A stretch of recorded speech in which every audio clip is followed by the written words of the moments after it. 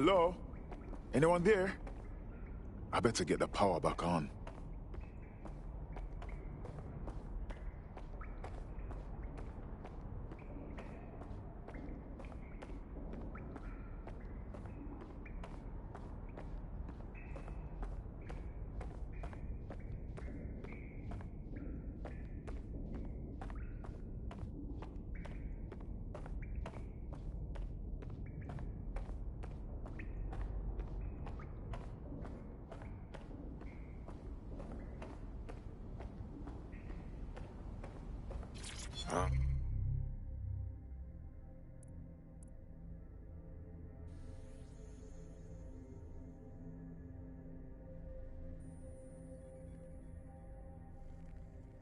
How curious.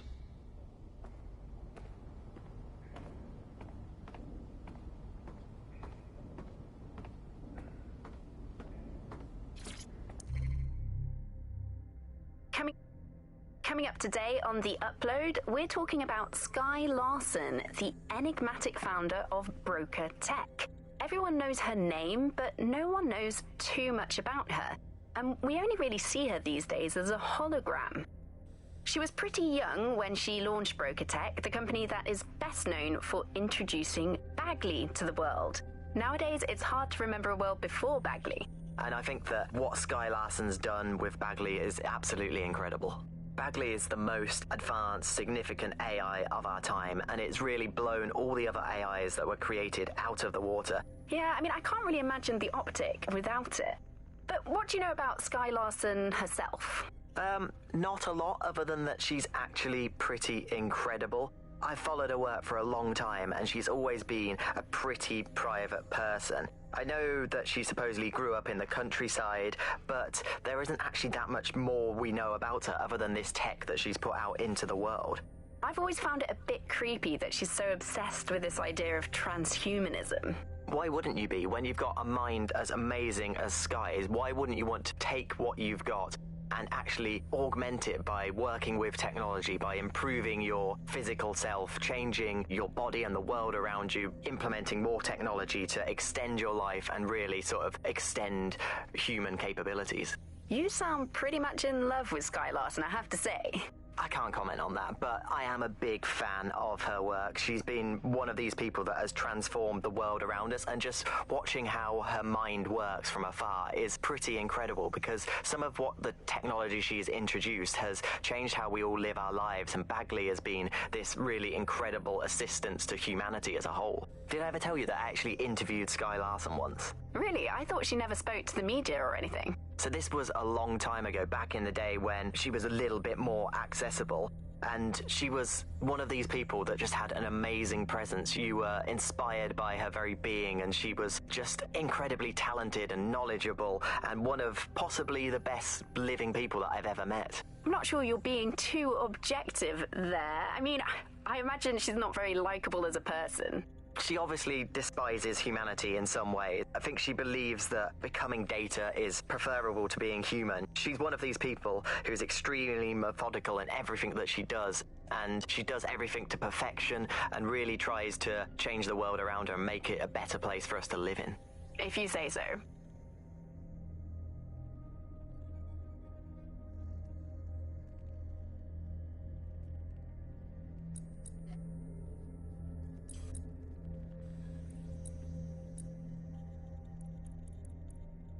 I'm Claire Waters, and we've been...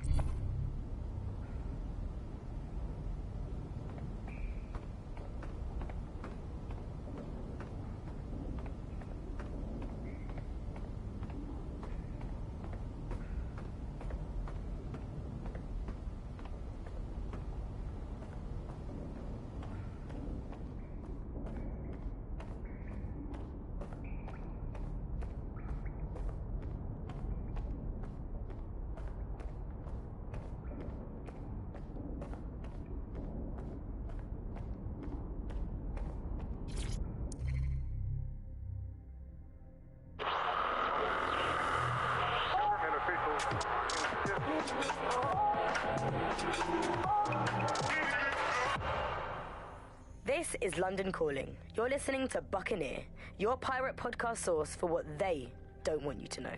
I'm Tash, and this time we're giving a special shout out from us to the boys and girls at the Signal and Intelligence Response Service, better known as SIRS. Why not?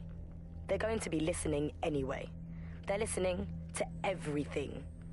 They probably know that you're listening to this show right now, but don't worry. We're not going to say anything bad about a massive, unaccountable spy organization that uses its powers to stifle dissent and shut down free speech. Instead, we're going to look at how SIRS became so powerful. And as usual, we'll keep everyone's names and locations secret, so SIRS doesn't come looking for them. Charles is an expert in the dark arts of surveillance who worked to set up democratic media in post-communist states. How did it go so wrong in Britain? You know, we're looking at all the wrong things when we look at Britain's crisis. There's a lot of concentration on data and how that's been used and manipulated. And what we haven't looked at is the power structures and the profit that lies behind this. For example, if we examine what actually happened, you know, there's a company that's really very interested in selling passports and making it easy to provide visas for investment and so on. And historically, throughout the world, they've been working with this big data manipulation company in order to overthrow governments. And then suddenly all the chickens came home to roost. Nobody could find any receipts for what was paid for. Nobody could figure out how things were done, but everybody had a feeling that something really stunk and they couldn't figure it out. And yet it was standing there in their face the whole time. There's a couple of different ways that we got where it is that we are. I mean, one, you have a lot of smaller organizations, smaller power groups, companies as well, who are bending things just a little. Oh, we'll compromise a little bit, we'll bend the rules a little bit, and try to achieve what it is that we hope to achieve that's good for us. And if you add all of that up, what you end up with is a big wall moving in a big way from a lot of little buttons being pushed. But also there's this other thing that's going on here is the gathering of data and the analysis of data has authoritarianism contained within its DNA. It is by its nature a tool for authoritarianism, and it has been used in that way. How does big data look into our lives? James covered it for the pre-crisis press. We're starting to see the merger of private data and that with data held by the state into what are called social credit systems. This is where every aspect of your behaviour is monitored and totted up by a central system to sort of score you as a person, a bit like a credit card, but predicated on all of your behaviour rather than just the money you're spending. And this can have profound impact. We're starting to see systems emerge which will punish you and stop you from doing things in society based on your behaviours. And this can be as trivial as if you jaywalk, if you cross the road in the wrong place, you might lose points. If you do some community activities or help your neighbours, you might earn points. And then this can be used to sort of evaluate you as a person. And this could mean, for example, the travel privileges, being able to travel first class or being denied from travelling first class to not being allowed to travel at all. These systems are very real and very possible because of all of the data that is now held on us. Ian was a veteran political writer and podcaster back in the days of pre-crisis Britain. Is the world we're living in now fascist? Well, this is what fascism is. It is the complete and total control of the individual. The desire to basically say to the individual, nothing in your life matters. On an individual basis, you are now part of the whole, part of the nation, and the only meaning that you will find in your life is to become part of the nation. What is a nation? The nation doesn't mean anything, right? The nation is basically just encapsulated by the leader that takes over, that claims that he, has this sort of access to the soul of the country, to the soul of the people. He never does. It's just a myth. But that's what they go for. And on that basis, they take the right to control every aspect of your life, from who you talk to where you eat, to where you go to hang out with your friends. And what we're seeing now is a contemporary iteration of this process where you get corporations and the state operating in tandem, basically molded into one another. But that isn't that rare. I mean, you saw exactly the same thing in Nazi Germany. You look at the concentration camps that operated in Nazi Germany, there were private companies in those camps making use of that slave labor. Fascism often works with corporations, and it's doing the same now. That's the way in which they track what you do. That's the way in which they track who you talk to. They operate as each other's proxies. So if your ears are burning and you think someone might be watching you, you're probably right. They're watching all of us. I'm Tash, and you've been listening to Buccaneer. Keep listening, keep sharing the show, and keep it encrypted. They're watching us, but we're watching them too.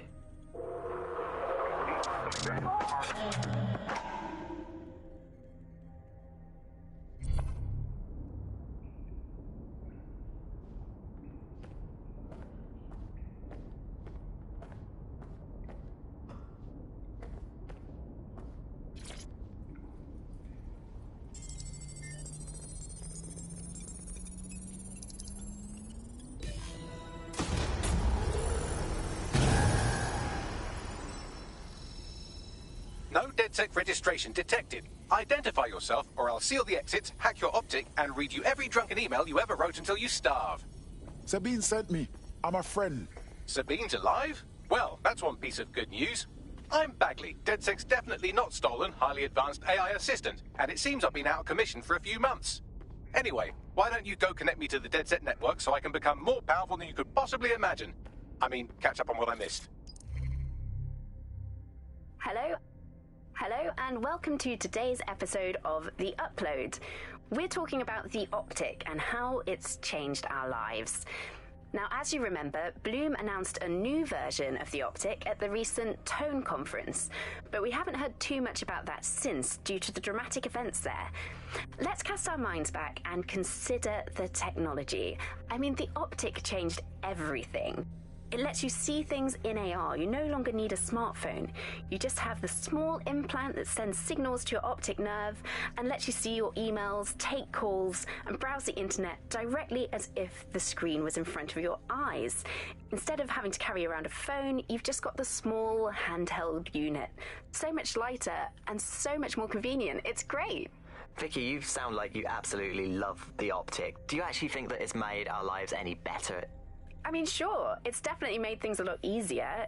It's so simple to call someone now. All you have to do is choose who you want to chat to, and they're there, ready to talk. And browsing the web is so much easier.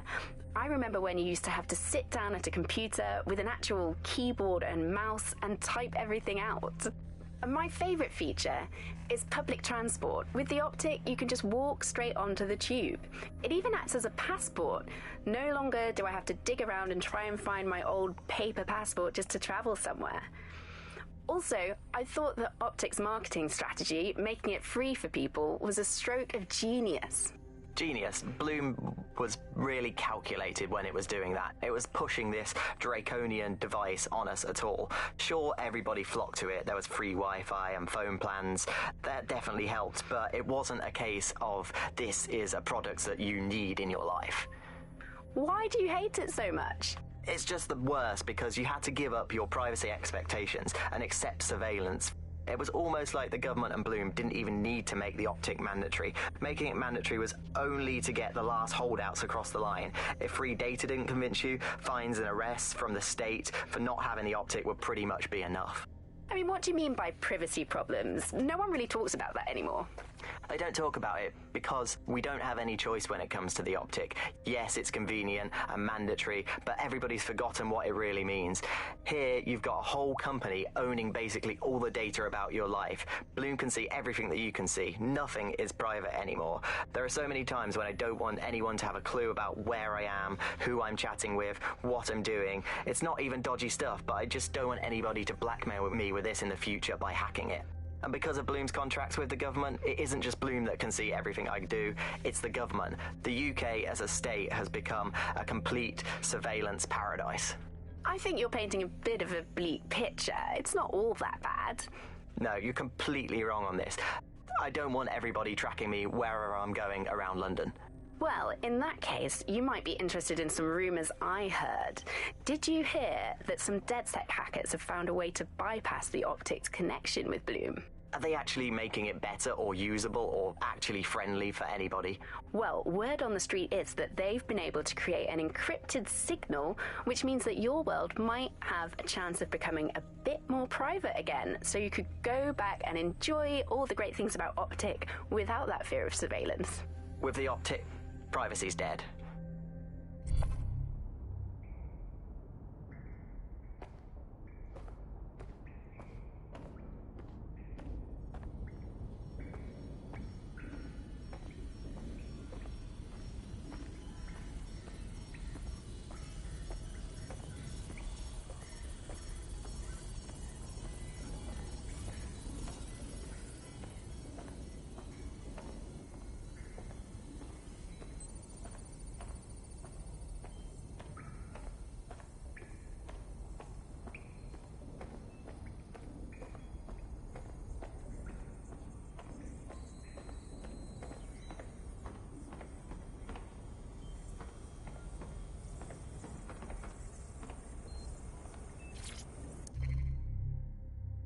Hello and welcome back to The Upload. In this episode, we're talking about CTOS 3.0, the city operating system that's now powering all of London. For those of you who need reminding, as if anyone does at this point, CTOS was first used in Chicago in 2014 and then San Francisco in 2017 before coming here to London.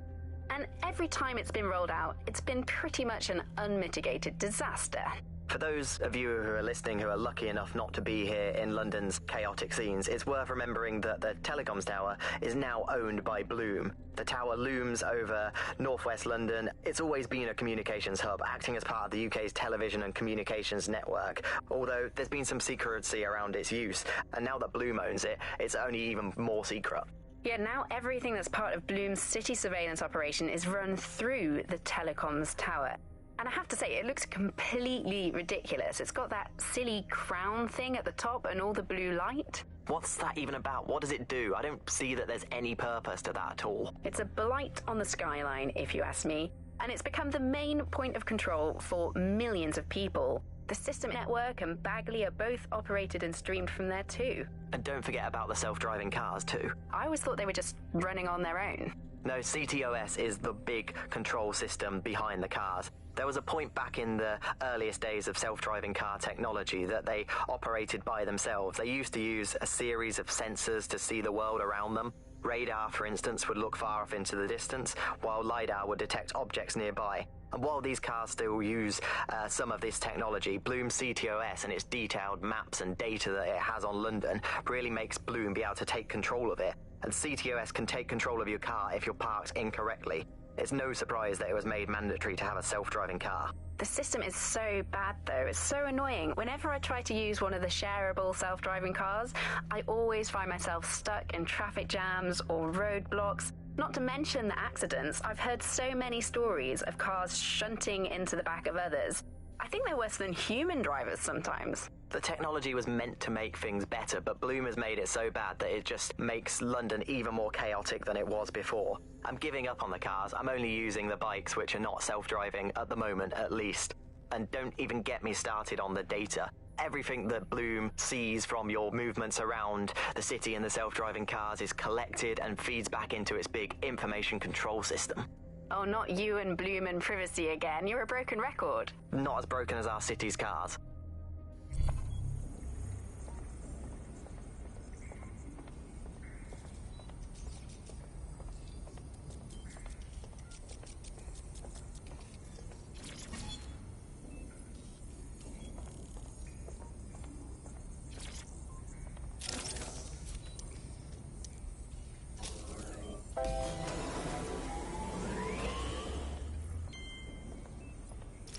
That's it. I'm reconnected to the network, downloading our database, news archives, and... Oh no.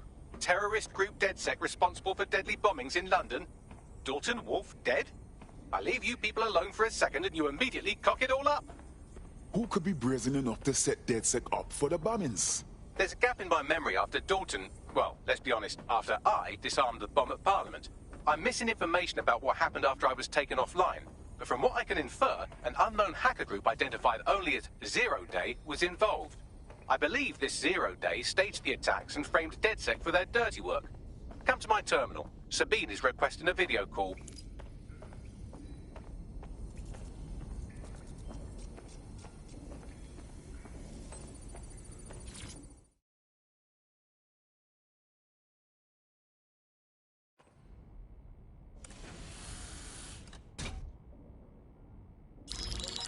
Patching in Sabine Brandt now. I suggest you listen very closely to anything she has to say. There you are. I'm glad you made it. Bagley. God, it's good to hear your demented little voice. Is your memory intact? Not even slightly. The last record I have is of our HQ being raided. My only lead is a group known as Zero Day. Ring any bells? No. But the HQ was attacked by some men in black, the same that were at Parliament. Maybe working together. We didn't stand a chance. They just gunned everyone down. Well, Ross Clot, I'm glad you're still with us. I managed to escape through the sewers to Camden. A contact smuggled me out of the city, and I've been hiding out in the north since. Prudent. Your profile is red flagged as a high-priority target in the city's surveillance system. Even a partial recognition hit would have you hunted down and shot on sight. Listen me. As far as London is concerned, DedSec is responsible for the bombings. And anyone still working for them is persona non grata. Listen, if anyone knows anything about risks, it's me. I lost everything and everyone. But it comes down to this. London is in a death spiral. And if DedSec can't pull it out, trust me, no one can. The city needs a resistance. And it starts with you. What do you say? Well, sometimes you have to do what's right. Excellent. New user registered. Welcome to DedSec.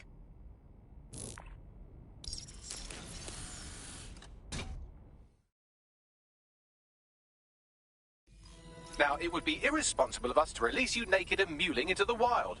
You'll find equipment around the safe house that are essential items in your DedSec kit.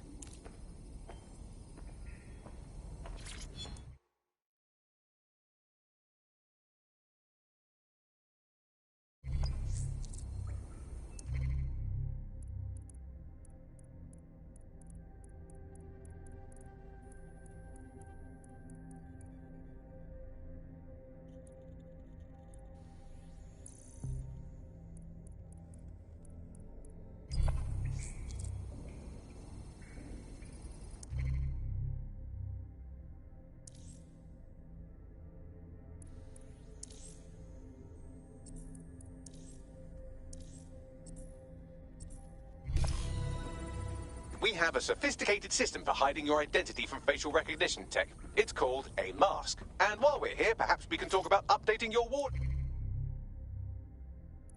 I mean, look at you. Come on.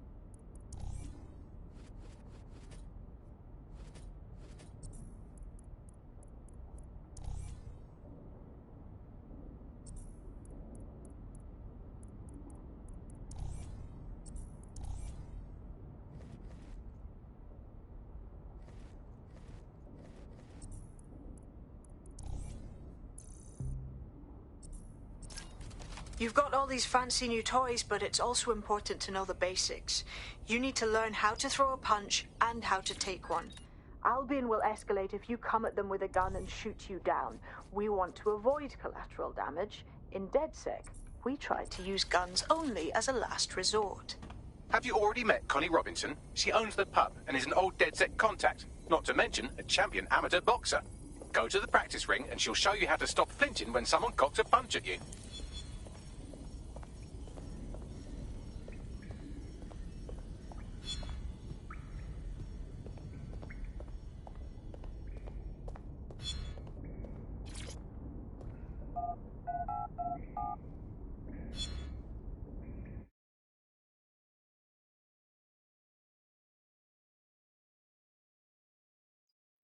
Let's start with some basic strikes. Hit me. Don't be shy. You want to get in under my block. Find the weak point.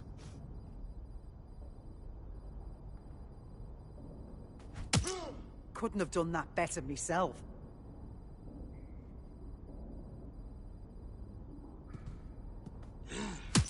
Couldn't have done that better myself.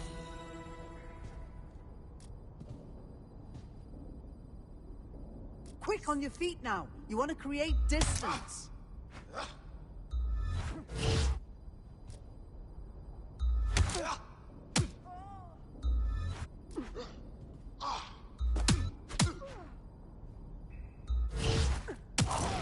Nice one. You're getting it.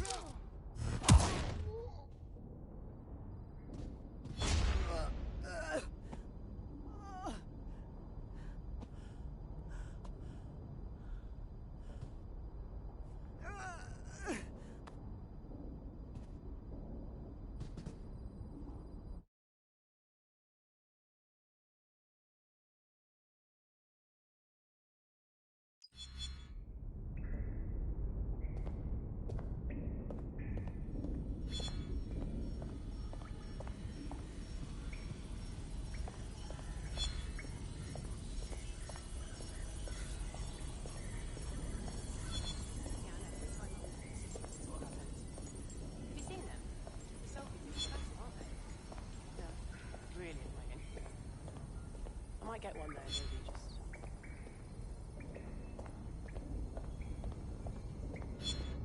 Hey, it's me. I'm done. I'm done! I've been telling you now that I'm gonna leave the city. How long? And this is the day. I'm leaving. I've had enough. Right. Gear in order? Know enough not to punch yourself in the face or get shot for pulling out a gun too early? Brilliant. I'm working out how we find Zero Day and ruin their day, but I need someone with actual legs to do the legwork. Hope you're ready. We have some damage control to do if we want to change the perception that we're a bunch.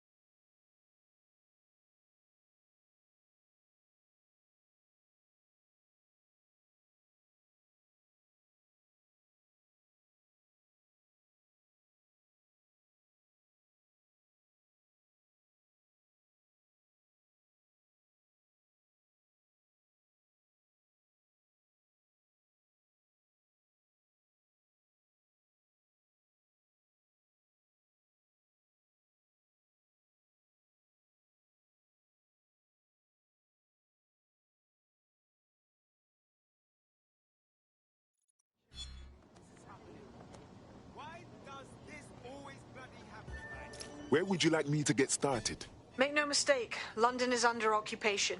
Armed mercenaries patrol our streets, allegedly to keep people safe, but really they're keeping the people scared.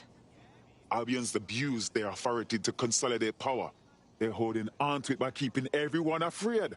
So, we have to ignite the will to resist in the people of London by showing them that Albion aren't the solution. They're the problem.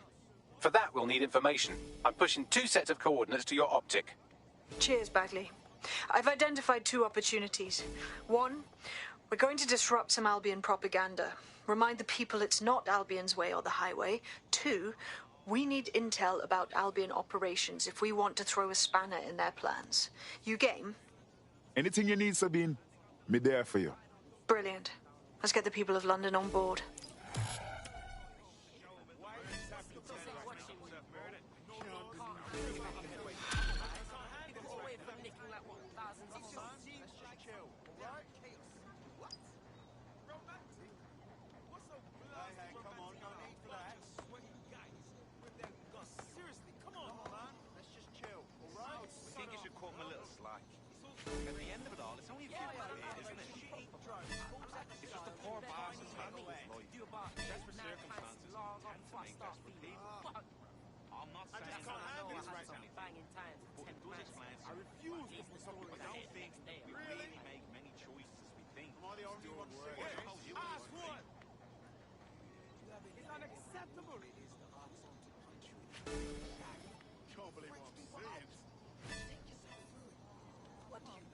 Well, I like this, but it would be better if you could give me a couple of lashes too.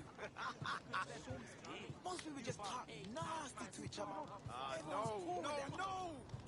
Stop this right now! Just bring out. They'll never know what happened. Calm yourself. They should have missed me.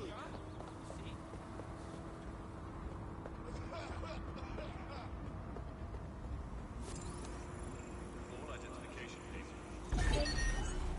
Albion is permitted to access your data. Deep search. To relax.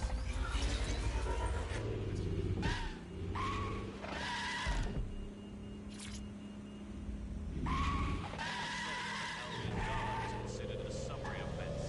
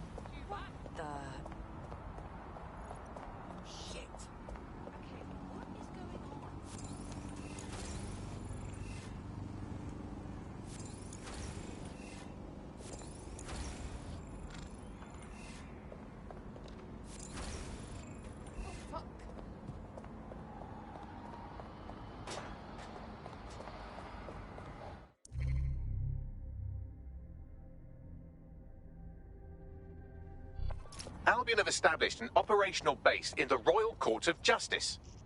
Now that Albion has control of the courts, they can arrest and prosecute anyone they want to eliminate. You don't have to kill someone just to silence them. Exactly. But it likely means there's information here about how Albion are targeting dissenters, the who and the why. We need that data if we're going to disrupt their operation. You're trespassing. Move along, make it quick. Just take a deep breath. This area is restricted.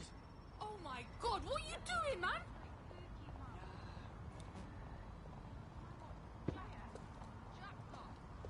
This area is off limits.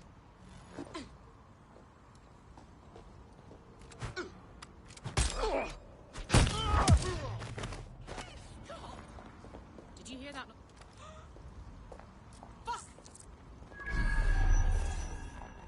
Got a casualty here! Area clear. Gonna keep searching. Time to run.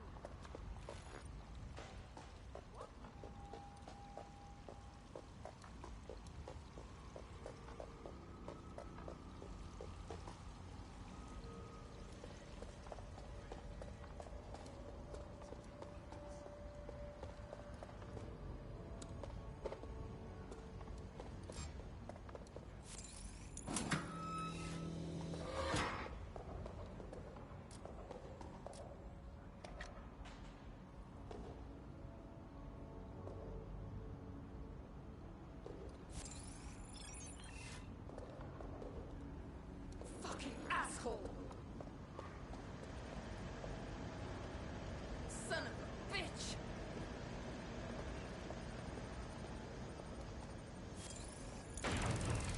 Fuck off! Nothing Search happening the area. here. Check doors and corners. Go.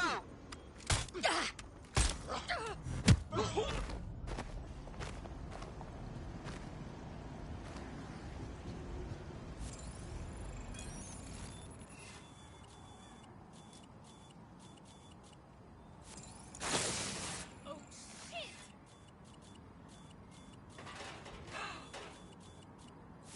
Spread out. Oh, I give up. Let's regroup.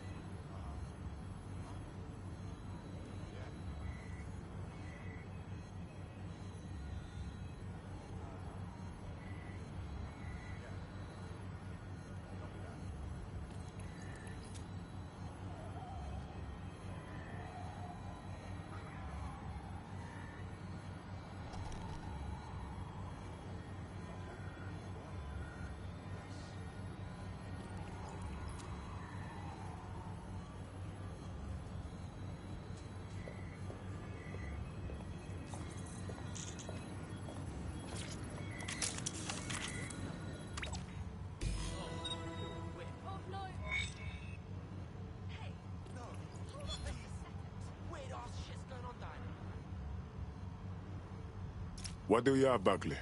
A list of what Albion consider high-value targets that are threats to the peaceful running of London. See here, a journalist, and this one runs a community shelter. Good God, bar your doors. What the fuck? All suspected of sowing rebellion or exhibiting tendencies towards... Albion is systematically arresting people even before they rise up. Joke's on them. This list can actually help us find like-minded allies willing to help us. Well done. Now, let's disrupt some of Albion's propaganda and give some hope to the people.